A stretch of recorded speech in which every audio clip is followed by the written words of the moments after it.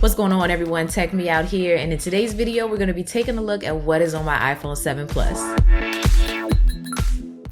So starting with accessories, I am currently rocking a case. It's actually by Scarf. It's their jet black iPhone 7 Plus case, but I absolutely love it. It is super thin. I'm going to be doing a video on this, so definitely hit that subscribe button to stay updated for when the video drops. But more information on this case will be coming in the near future. Then along the front of my phone, I have the skin up here by Colorwear. But I'm personally feeling this, black and green combo that I have going on right now. It changes the look of the device, but still keeps a very nice form factor. That's actually kind of a must-have for me. I can't really get down with bulky cases, so this is perfect for me. But enough of the accessory side, let's move on to the apps that I have on my phone. But let me go ahead and slide on over a little bit so I can have space to throw up my iPhone screen over here.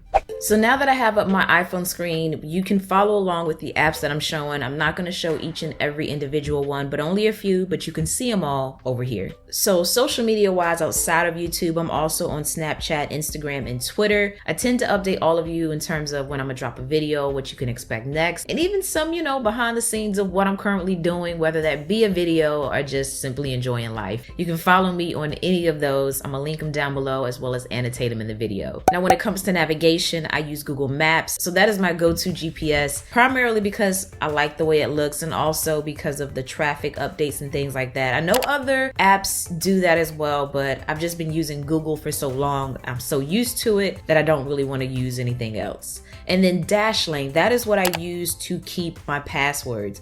So this is a awesome password keeping application, and it's awesome for a couple of reasons, and mainly because one, it's free and you cannot beat free, and also because it's convenient and easy to use. So it's super easy to add your passwords either when you're in the application itself or when you're in Safari actually signing into an account. You can easily add your password to the app there. It's also really convenient to be able to sign into websites inside of the app and even have the option to sometimes log you in automatically. Or if you happen to be outside of the app, you still have quick access to your passwords to sign in there as well. Plus, I like that it's available for all of your devices. So I use iPhone, but I also use Android as well. So I can get it up there. I can also get it on my Windows computer as well as my Macs. So regardless of what device I'm on, I have access to all of my passwords. And it's really easy to navigate within. So I feel confident recommending this to even someone that might not be as tech savvy because it's quite user friendly and intuitive to navigate within. But they do have a premium option in the event that you want to sync your passwords across all of your devices or maybe back them up. But like everything else in the video, this app is going to be linked down below. If you use that link down below, not only do you get the app for free, but you also get a free 30-day trial of the premium features that I just mentioned. And if you happen to like those premium features, Dashlane was kind enough to sponsor this video and offer 10% off of their premium plan in the event that you want to save a little money but still get a few more options as well. Now, fantastical. So this is something that if you've been following my What's on My iPhone videos, you know it has been in just about every one of them. And that's really because of the interface. I'm a really big interface person. So if the interface makes sense for me and makes my life easier, I'm committed probably to the end. So what I really like about it is the fact that I can see my month view and my week view at once. And also the colors of calendars are important to me because I may have my business calendar one color and my personal calendar another. So when I'm able to look at my month view and actually see a color representation for the circle instead of just a dull gray circle, and then having that week view at the bottom, I'm good to go. I also have Amazon. If you don't know, I am a Amazon addict, to the point that I actually have a series for it, which is called, Top Amazon Deals. If you're not familiar with it, like everything else, annotated in the top and linked down below. Now for music, what I use is Spotify. So this is the app that I tend to go to either search for music or play music. So I like it because one, it works with Alexa. Ooh, she started listening. I can't find the answer to the question I heard. She's very attentive, but I really like it because it works super well with that. Also because of the interface once again, and because of the playlist options. And then moving on out of that, I have my Hue app, which is how I control all of these colorful lights in which you see behind me. And then I also use Filmic Pro, which I love when it comes to recording video because it just allows you to do so much more than you can do with the native camera app. So with Filmic Pro, you can still record in 4K, but you also have options to like choose which microphone you're going to use, the front or rear facing microphone. You can also adjust the white balance, the exposure, and even your focus points. So definitely check that out. I think it's like maybe $5 or $10, but it's worth it. And then I have Words with Friends. Yes, I do play that game, and no, I am not sharing my username, so sorry. I also have my productivity folder here in the bottom corner. So in here, something that I would recommend outside of the default apps is deliveries. This is a great application to track all of your packages. So not only can you see where it is on the map, but you can also count down how many days before it actually arrives to you. Now, as far as my mail, what I use for that is Spark. So you have a smart inbox, which is actually going to filter things so that your unread emails are at the top, and then your pins, or so to speak, flagged emails are in the center, and then your full inbox is at the bottom. And then moving on from that onto my second page, I have my folders on the left-hand side and my apps to the right of that. So starting with my health and home folder, out of these apps that you see here, the one I honestly use most is the activity app because I wear my Apple Watch. Sliding on out of there, I also have Audible. That's where I listen to my books.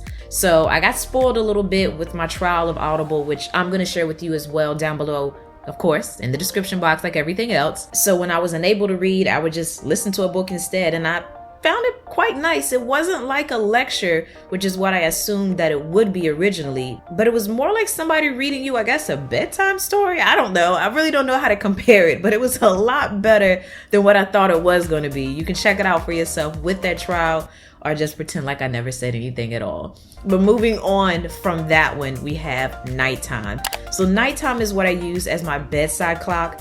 Moving on from there, I have my games folder. Quite honestly, I am not a heavy gamer on my phone, but nonetheless, I have some games in the event that I do get bored. So out of these, the ones that I play the most, the first one would be Inks.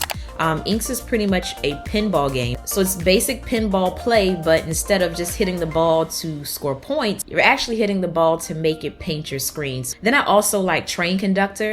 That's a really cool game, very challenging actually. But basically with that, what you have are multiple tracks with trains which are incorrectly placed on them. So in essence, what you have to do is get the train on the appropriate track. But outside of that, I do have these other games which I haven't gotten into quite as much.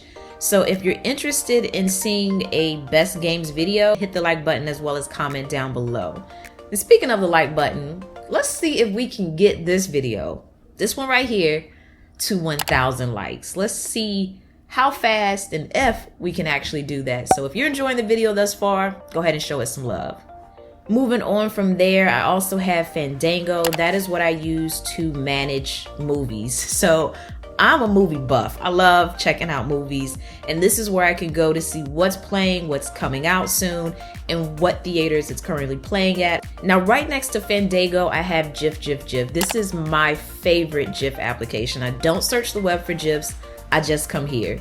So I am that person when it comes to messaging people that goes a little heavy on the GIFs. So with GIFs on your homepage, you have the featured GIFs, or the ones that everybody's currently checking out, or the ones that were recently uploaded. Then you also have your favorite GIFs here at the bottom under the star. And then if none of these match what you're looking for, then you can always search for the ones that you're looking for. Now for my iPhone photographers out there, I got a few apps in here as well that I like to use, such as Visco. I also like Enlight. Now this is a paid app, but it's really nice for the features that it offers because it offers like pretty much every feature that you might need. So like you can truly enhance the way a photo looks. So this particular photo that I'm showing you right now is the before photo that I took with this phone, or rather someone took of me with this phone. And then when I swipe here, this is the after version of that same picture, and this was edited using only Enlight. Now I also like to use Prisma. This is going to give your photo a very cartoonish look. I also like Camu and Snapseed. Snapseed is kind of like Enlight, but not quite as robust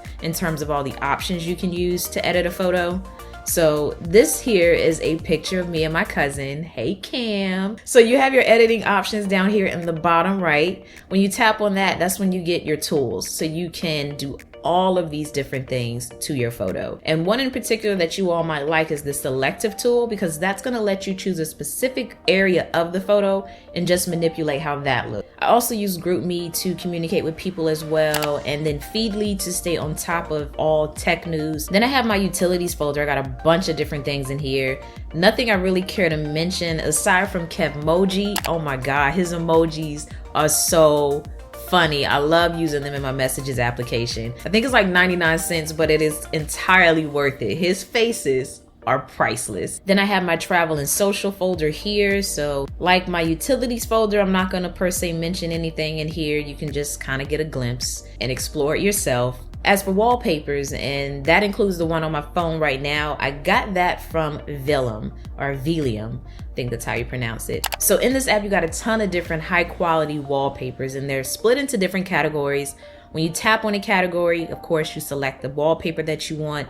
And then at the bottom, you got 3 options. The one in the bottom left with the teardrop is going to allow you to actually adjust the blur intensity of the particular wallpaper you're looking at. And then the icon in the bottom center is actually going to let you save the wallpaper.